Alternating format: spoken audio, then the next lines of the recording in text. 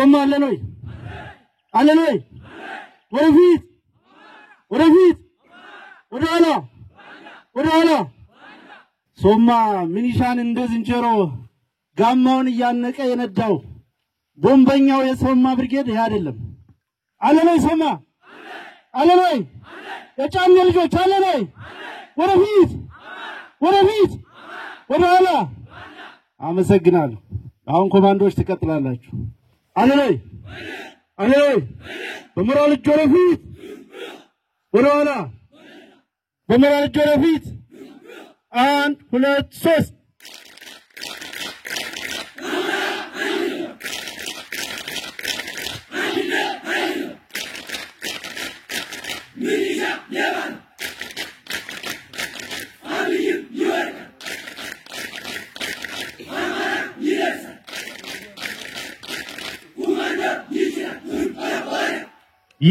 ይችላል አጨብጭቡልኝ ቻሌ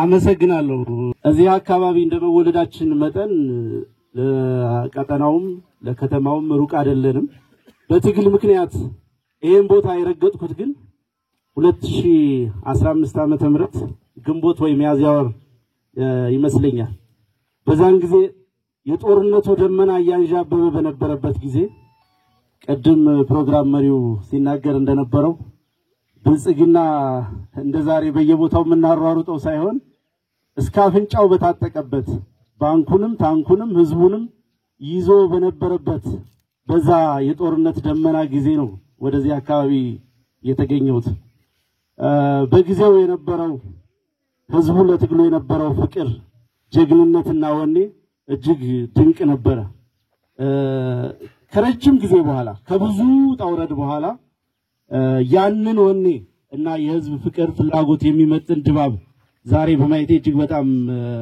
ደስተኛ ነኝ ብዙዎች ዋጋ ከፍለው ነው እዚህ የተደረሰው ቀልድ አይደለም ሾዎችን ገብረንበታል በየቦታው በየበራው በየሸለቆ እንዳነሳውት ያኔ ከነሙሉ ቁመናው በነበረበት ዘመን ነው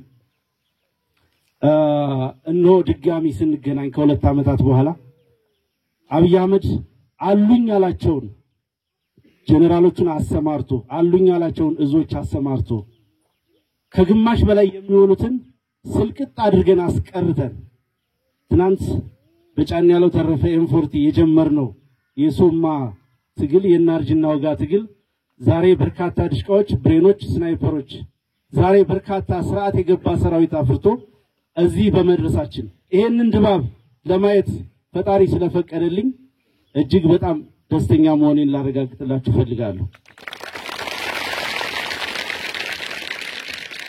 ሶማ ብዙ ያልተነገረለት ነገር ግን በኢትዮጵያ ታሪክ ውስጥ ጉልህ ስፍራ ያለው ቦታ ነው የበላይ ዘለቀና ጓዶቹ የአርበኞቹ ዘመን ታሪክ እንደቀላል በአርበኝነት ቅኝ ግዛትን በመከላከል ብቻ የሚታወስ አይደለም በዛ ዘመን በተለይ የአንደኛውና ሁለተኛው የዓለም ጦርነት የተከሰተበትና ዛሬ ላይ የምናየው የዓለም አቀፉ የኃይል አሰላለፍ ሚዛን የተቀየረበትን ወቅት ጭምር አጋጣሚ በመጠቀም አፍሪካ ውስጥ ኢትዮጵያ እንደ ሀገር እንድትኖር አሁን ያለው የኢትዮጵያ ህዝብ ብሔር ብሔረሰብ ባህሉ ቋንቋው ማንነቱ ተከብሮ እንዲኖር ዋጋ የከፈሉ አርበኞች ልጆች ነን እነ በላይ ዘለቀ ያንን ሚዛን የጠበቁ የአፍሪካን ስልጣኔ የአፍሪካን ሲቪላይዜሽን የኢትዮጵያን ሲቪላይዜሽን ከወረራ እና ከፋሽስት የተከላከሉ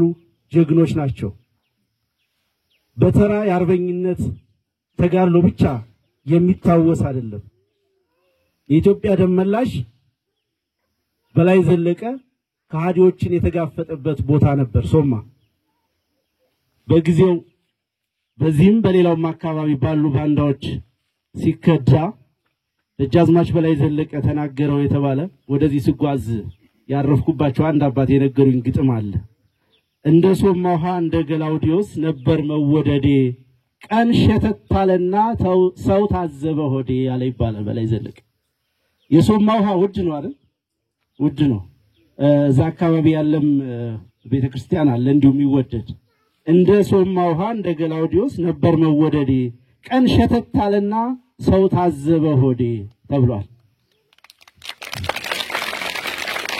ብዙ ቀናት አልፏል። ዛሬ ግን ቀኑ ሸተት አይልም። ቀኑ ሸተት አይልም። እልፍ ሆነናል። እልፍ አላፍ መሪዎች አለን። እልፍ አላፍ ታጋዮች አለን። ይሄን ግጥም ይሄንን ቁጭት ምናንጎራጉርበት ዘመን አልፏል። ጭንቅ ቢመጣም ሸርተት የማይሉ ወርቆችን ያፈራች ምድር ናት ሶማ። ጫኔ ቢወድቅ አዱኛ ቢወድቅ እነ ሸዋስ ቢወድቁ ሌሎች ጀግኖች ተተክተዋል። ቦምብ በኪሳቸው ቦምብ በሽርጣቸው እንደ ኩበት ታቅፈው የጠላትን ተሽከርካሪ የሚያጋዩ በፈለጉበት ሰዓት ጠላትን ባለበት በከበባ የሚያወድሙ የዚህን ቀጠና ትግል የኃይል ሚዛን የጠበቁ ጀግኖችን አፍርተናል። እንኳን ደስ አላችሁ። ልክ እንደ ሽፈራው ገርበው እስከ መጨረሻው የሚታመኑ ሸርተትም ሸብረክም የማይሉ ጀግኖች አፍርተናል። መፋለም ነው። መቶ አለቃ ይንገስ ቢወድቅ 50 አለቃ ዮሴፍ አለ። 50 አለቃ ዮሴፍ ቢወድቅ መቶ አለቃ ወዳለው አለ። ምስጌ ቢወድቅ ሌሎች አሉ። በየቀጠናው ጀግኖችን አፍርተናል። የሽፈራው እናት አይዞሽ አታልቅሺ የልቡን ሰርቶ ነው የሞተው ልጅሽ ተብሎም ተገጥሟል። ጓዶቻችን የልባቸውን ሰርተው ስለሞቱ እኛ እዚህ ተገናኘን፣ በክብር ተገናኘን፣ በክብር ኮማንዶ አስመረቅን። ለዛውም የታጠቀ የሰለጠነ ስርዓት የገባ ደረጃውን የጠበቀ ለአማራ ሕዝብ ኩራት የሆነ የአማራ ሰራዊትን ማፍራት ቻል። የነሱ ሞት የማይቆጨን ለዛ ነው። ድጋሚ ይሄንን የማናንጎራጉርበት ምክንያትም ይሄው ነው። አብይ አህመድ ስልጣን ላይ ከመጣ ጊዜ ጀምሮ ሶስተኛውን ኢታማዦር ሹም ሾሟል። በብዙ መቶዎች የሚቆጠሩ የጀነራልነት ማዕረጎችን ሰጥቷል። ብዙ ነገር ሲያደርግ ከርሟል። ለስሙ ወታደር ነኝ የሚለው አብይ አህመድ ህወሓት ማርኮ የመለሰለትን ግለሰብ ሳይቀር የጀነራልነት ማዕረግ ሰጥቷል። አንዳንዶቹ መፈንቅለ መንግስት እንዳይከሰትበት ነው ለጀነራሎቹ ማዕረግ የሰጠ ይላሉ። እውነት ለመናገር አሁን ያሉት ጀነራሎች ካድሬዎች ስለሆኑ ይሄን ያስቡታል የሚል እንደ አይነት ልብ አላቸው የሚል እምነት የለኝም። ይሄን አስተያየት የሚሰጡ ወገኖች መከላከያው እንዲተርፍ የሀገር ዋልታ እንዲሆን የሚፈልጉ ጠባችን ከብልጽግና ጋር ነው የሚሉ አሉ። ነገር ግን የአረመኔው ሰራዊት ቁንጮች በዚህ ትግል መወገድ ያለባቸው ለፍርድ መቅረብ ያለባቸው እንጂ ለሌላ ማዕረግ ልናበቃቸው የሚገቡ አይደሉም። ትላንት በአሜሪካና በሌሎች ዓለም አቀፍ ወታደራዊ አካዳሚዎች የሰለጠኑ የሀገር ጠባቂዎች ይሰጣቸው የነበረውን ማዕረግ ዛሬ የእናቶቻችን መቀነት የሚፈቱ የሚደፍሩ ህፃናትን የሚጨፈጭፉ ርህራሄና ስልጣኔ ያልጎበኛቸው ከሞራል የተፋቱ የአረመኔ ሰራዊት መሪዎች ታቅፈውት እንዲቀጥሉ አንፈቅድም። ማዕረጋቸውን ከትከሻቸው ላይ በመቀስ እስከምንቆርጥ ድረስ ተጋድሏችን ይቀጥላል። ለዚህ ሁሉ ቁልፉ መሳሪያችን ታዲያ ጽናታችን ነው። መጽናት ይገባናል። ጀልባችን ማዕበሉ ላይ እየቀዘፈች ነው የምትገኘው። ማዕበል ላይ ያለ ጀልባ ማዕበል ላይ ያለ መርከብ ብቸኛ ምርጫው ወደፊት መጓዝ ብቻ ነው። መወላወልም ወደ ኋላ መንሸራተትም መቆምም አይቻልም። በፍጥነት መጓዝ በፍጥነት መልህቃችንን ወደ ማረፊያው መዘርጋት ብቸኛ ምርጫችን ነው። የጀልባውን ፍጥነት ሊጎዱ ከሚችሉ ማናቸውም ነገሮች መታቀብ አለብን። በዚህ ረገድ የዚህ ትግል አልፋና ኦሜጋ የሆነው ህዝባችንን መንከባከብ መጠበቅ ስርዓት ማክበር በሰፊው ከኛ የሚጠበቅ ጉዳይ ነው። አንዳንዶቹ የቅንጦት ትግል ያዝን ይመስል ተራ በየትኛውም ማህበራዊ ክስተት ሊፈጸም የሚችልን ጉዳይ ሁሉ ከትግሉ መሪዎች ጋር የማያያዝ ከትግሉን የማራከስ ነገር አለ። እነዛ ምድጃ ዳር ቁጭ ብለው ወሬ የሚያቦኩትን ወይም ባንኮኒል ተደግፈው መቼ ነው የሚመጡ እያሉ የሚያሾፉትን ሳይሆን ህዝባችንን እንደኛ ዋጋ እየከፈለ ያለውን ህዝባችንን ማክበር በጨዋነት ማስተዳደር ግን ከኛ በጣም የሚጠበቅ ጉዳይ ነው። እንደምታውቁት በዚህ ትግል ምክንያት ማህበራዊ አገልግሎቶች ቆመዋል፣ የመሰረተ ልማት ግንባታዎች ቆመዋል፣ ትምህርት እየተሰጠ አይደለም፣ ከፍተኛ የሆነ የትውልድ ክፍተት ይፈጠራል፣ ትምህርት ቤቶችን አውድሟል አገዛዙ። ነገር ግን ልክ ይሄ ትግል ወይም የፋኖ አመራር ወይም ድርጅታችን ይሄ ነገር እንዲፈጸም የፈለገ በሚመስል መንገድ የፖለቲካና የፕሮፓጋንዳ ስራ ሲሰሩ ይታያል። እውነታው እሱ አይደለም። አንድ ወረዳ ላይ ካሉ ትምህርት ቤቶች መካከል ከ95% በላይ የሚሆኑትን አገዛዙ አገልግሎት በማይሰጡበት ደረጃ አድርጎ አውድሟቸዋል።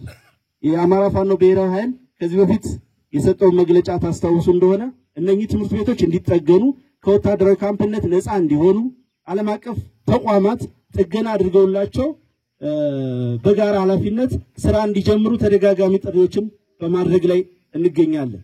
አገዛዙ ግን ማንኛውንም ጉዳይ ለፖለቲካ መጠቀሚያና ፍጆታ የሚያውል የሽብር አገዛዝ በመሆኑ ምክንያት ይህንን ሊቀበል አይፈልግም።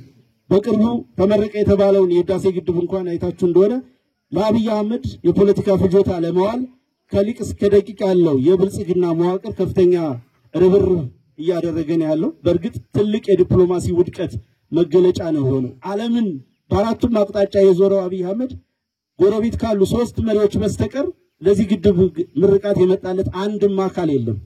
አብይ አህመድን በዚህ ደረጃ ያቆሰመነው የኔና የናንተ ተጋድሎ እንደሆነ ለአፍታም መዘንጋት የለባችሁም። ተዋንያን የሚቀቡትን ኬሚካል ተቀብቶ እንባ ቢያፈስ፣ ዶክመንተሪ ቢሰራ፣ መጽሐፍ ቢያስመርቅ፣ የኢትዮጵያ ብሔራዊ ጀግና ለመሆን እጁ ላይ ያለው ማንኛውንም እድል ቢጠቀም ማንም ጆሮ አልሰጠውም። ትናንት ሾርት ሜሞሪ ነው ብሎ የተሰደበው የኢትዮጵያ ሕዝብ ሾርት ሜሞሪ አለመሆኑን በተግባር አሳይቶታል። ይህ እንዲሆን ይህ ትውልድ ከባድ ዋጋ ከፍሏል። ከባድ ዋጋ ከፍሎም የሚፈልገውን ነገር ያሳካል። አብይ አህመድ ከሃዲነቱን፣ ደካማነቱን፣ ጸረ ሀገርነቱን የኢትዮጵያ ሕዝብ በሚገባ የተገነዘበበት ዘመን ላይ ነው የምንገኘው። ማንኛውም አምባገነን የሚያደርገውን ድርጊት ቢያደርግም ማንም ልቡንም ሆነ ጆሮውን የሰጠው አካል የለም። የግድቡ አጀንዳ ላዋጣው ሲል ወደ ቀይ ባህር ወደ ወደብ ተቀይሯል ሙዚቃው። እሱም አያዋጣም። የአማራ ሕዝብ የኢትዮጵያ ሕዝብ ለባህር በር ለኢትዮጵያ ብሔራዊ ፕራይድ ያለውን ስስ ልብ ተጠቅሞ ይህንን ሕዝብ የሱ ደጋፊ ለማድረግ ሰፊ ርብርብ ቢያደርግም አይሳካም፣ አልተሳካም። በአጠቃላይ በእኛ ተጋድሎና ጽናት አብይ አህመድን የኢትዮጵያ መንግስት መሪ ሳይሆን በተግባር የ4 ኪሎ ሸማቂ ማድረግ ችለናል። የኢትዮጵያን ብሔራዊ ጥቅምና መብት አይደለም የኢትዮጵያን ብሔራዊ ባንክም ማስተዳደር የማይችል የፖለቲካ መሀይም መሆኑን ለዓለም ማሳየት ተችሏል። ይህ ትውልድ በአንድ ነገር ላይ ምንም አይነት ብዥታ እንደሌለው በተግባር ተረጋግጧል ባለፉት 3-4 ዓመታት። ይሄው ምንድነው? አማራው የሚድነው በክንዱ ስለመሆኑ፣ ለዚህም የሰለጠነ የተደራጀ የተዋሃደ ወታደራዊ ጉልበት የሚያስፈልገው ስለመሆኑ በቃል ሳይሆን በንግግር ሳይሆን በተግባር አረጋግጧል፣ ሰርቶ አሳይቷል። የዛሬ የሶማ ብርጌድ የኮማንዶ ምረቃት ፕሮግራምም የዚህ አንደኛው ማሳያ ተደርጎ የሚወሰድ ነው። ወታደራዊ ስልጠና የምንሰጠው በሚደንቅ ድፍረት በሚያስገርም ጀግንነት ውድ ዋጋ የከፈሉ ወንድሞቻችንን በአካልም በመንፈስም ለመተካት ታሳቢ አድርገን ነው። እጅጉ ባይቆስል ሽፈራው ባይሞት ማን ይደፍራት ነበር የበላይን ቤት የሚባለው ግጥም የበላይ የእጅጉና የሽፈራው ታሪክ ሆኖ ይቀመጣል እንጂ በእኛ ዘመን ሺህ እጅጎችን እልፍ ሽፈራዎችን ስለምናፈራ ያንዳችንን ቤት ሲደፈር ሌላችን ቁመን የማናይበት ነባራዊ ሁኔታ ስለፈጠርን እና የዚህ ትውልድ አካል ስለሆን እንኳን ደስ አለን እንኳን ደስ አላችሁ ማለት ፈልጋለሁ። የአማራን ሕዝብ ህልውና አደጋ ላይ የጣለው የአንድ ወቅት የፖለቲካ አቋም ወይም ፖሊሲ አይደለም። ዘመናትን የተሻገረ ብዙ ምዕት ዓመታትን ያለፈ በዓለም ላይ ከተከሰቱት የስልጣኔ ግጭቶች ክላሽ ኦፍ ሲቪላይዜሽን ከሚባሉት መካከል አንደኛው ነው። በተለይ የዓለም ወደረኞቻችን የሀገር ውስጥ አረመኔዎችንና የሀገር ውስጥ ተገዳዳሪዎችን በመጠቀም በተከታታይና በቅብብሎች በፈጸሙብን ደባና ሴራ የአማራ ህዝብ ዛሬ የደረሰበት ደረጃ ላይ እንዲደርሱናል። ይሄ ትውልድ ያንን ከስረ መሰረቱ የተረዳ እንደመሆኑ መጠን ይሄንን መቀየር የምንችለው ይሄንን ነባራዊ ሁኔታ መለወጥ የምንችለው በጽናት በተከታታይነት የማይቋረጥ ተጋድሎ በማድረግ እንደሆነ ግንዛቤ ልትወስዱበት ይገባል። የኛ ግብ የኛ ዓላማ የሚጠናቀቀው የብልጽግናን ሰራዊት በመበተንና በማፈራረስ ብቻ አይደለም። ከዛ ቀጥሎ አማራን በዘላቂነት ህልውናው አደጋ ላይ የማይወድቅበት ነባራዊ ሁኔታ ውስጥ ማስገባት ያስፈልገናል። ለዚህ በንቃት በጥንቃቄ መስራት ይገባል። በተለይ ያለንበት የአፍሪካ ቀንድ በጥቂት ዓመታት ውስጥ ሀገራት የሚሰነጠቁበት አዳዲስ ሀገራት ዕውቅና የሚያገኙበት የእርስ በርስ ጦርነቶች ለዘመናት የቀጠሉበት ቀጠና ከመሆኑ ጋር ተያይዞ ከዚህም ባሻገር የአማራ ህዝብ በዚህ ቀጠና ያለው የስነ መንግስት የባህል የእምነት የረጅም ዘመን ታሪክ የቀጠናውን ሚዛን በማስጠበቅ ጉልህ ድርሻ መወጣት ያስፈልገናል። ይህንን ጉልህ ድርሻ እንወጣ ዘንድ ልክ እንደናንተ የታጠቀ የሰለጠነ ስርዓት የገባ የተደራጀ ሰራዊት በብዛት በጥራት ማምረታችንን እንቀጥላለን። በስነ ምግባር የታነጸ ለቀጠናው ሰላምና ጸጥታ ትልቅ ትርጉምና አስተዋጽኦ የሚኖረው ኃይል መገንባታችንን አጠናክረን የምንቀጥል ነው የሚሆነው። እንደመታደሉ ነው የአማራ ህዝብ ካሉት ብሔራዊ አስተውሎቶች መካከል ነፍጠኛነቱ በቀዳሚነት የሚጠቀስ ነው። የትኛውም ማዕዘን ያለ የአማራ ህዝብ ለመሳሪያው ለጠመንጃው ለነፍጡ የሚሰጠው ክብር ራሱን የመከላከል ተፈጥሯዊ ማንነቱን በማበልጸግ በማሳደግ በማፋፋት ፖለቲካዊ ይዘት እንዲኖረው በማድረግ ሲቪል አርሚ ወይም እያንዳንዱ ዜጋ ታጥቆ ራሱን የሚጠብቅ አርሚ እስኪሆን ድረስ መስራት ይጠበቅብናል። ይህ ስልጠና እንደተጠናቀቀ ቀጥሎ የናንተ ታናናሾች የናንተ ኩዮች ተመሳሳይ እድል እንዲገጥማቸው ስልጠናዎች እንዲቀጥሉ ድርጅቱ የሚገባውን ነገር እንደሚወጣ ማረጋገጥ ፈልጋለሁ። አብይ አህመድ በገፍ ያሰማራው ሰራዊት በገፍ እየከዳ በገፍ የወገንን ኃይል እየተቀላቀለ ያለበት ወቅት ላይ ነው የሚገኘው። የመጀመሪያው ፈተናችን የነበረው አሁን ያለውን አስተሳሰብ አማራ ከገዳዮቹ ፍትህ የሚለምንበትን ነባራዊ ሁኔታ ቀይረን ፍትህን በክንዱ የሚያስከብርበትን ነባራዊ ሁኔታ መፍጠር ነበር። እሱና ከባዱ ፌዝ ከባዱ ሂደት ታልፎ ዛሬ ላይ መቼ እንደምናሸንፍ ብቻ የምንጠይቅበት ማሸነፋችንን ግን ለአፍታም የማንጠራጠርበት ነባራዊ ሁኔታ ተፈጥሯል። ስለዚህ ጽናት ያስፈልገናል። እናንተ ውድ ተመራቂዎች የአንድ ቀጠና ሰራዊት አባላት አይደላችሁም፣ የአማራ ጦር ሰራዊት አባላት ናችሁ። በዋናነት የአማራ ፋኖ ብሔራዊ ኃይል የጦር ሰራዊት አባላት መሆናችሁ ቀደም በቃለ መሐላውም በቦኔት ማልበስ ፕሮግራሙም በሚገባ ተረጋግጦላችኋል። በየሰፈሩ በየመንደሩ የምናደርገው ተጋድሎ በዚህ ሁኔታ አይቀጥልም። በቅርብ ጊዜ በተለይ በዚህኛው ዓመት ብዙ ነገሮች ይቀየራሉ ብለን እንጠብቃለን። በቂ ዝግጅትም እየተደረገ ነው ያለው። ስለዚህ በዚህ በተለወጠ የትግል ድባብና ሁኔታ ውስጥ በመመረቃችሁ የእናንተ ምረቃ እጅግ በጣም ልዩ ያደርገዋል። የሚያስፈልጋችሁ ነገርም በሙሉ ተሟልቶላችሁ ነው የተመረቃችሁት ማለት ነው። እንደመታደል ነው ሶማ እጅግ ጠንካራ በሆነበት በዚህ ቀጠና የተሻለ አቅም በፈጠረበት ሰዓት ነው ለምረቃ የበቃችሁ። እንቁ ጀግና ምሽግ ድረስ ገብተው ጠላትን የሚያንቁ መሪዎች አሏችሁ። ከነሱ ጋር ተቀናጅታችሁ ከናንተ እዚህ ቀጠና ብቻ ሳይሆን በአጠቃላይ በጎጃም ቀጠናም በሌላውም አካባቢ የተሻለ የአማራን የህልውና ተጋድሎ አንድ ደረጃ ከፍ የሚያደርግ ተልዕኮ እንደምትፈጽሙ እተማመንባችኋለሁ። አመሰግናለሁ።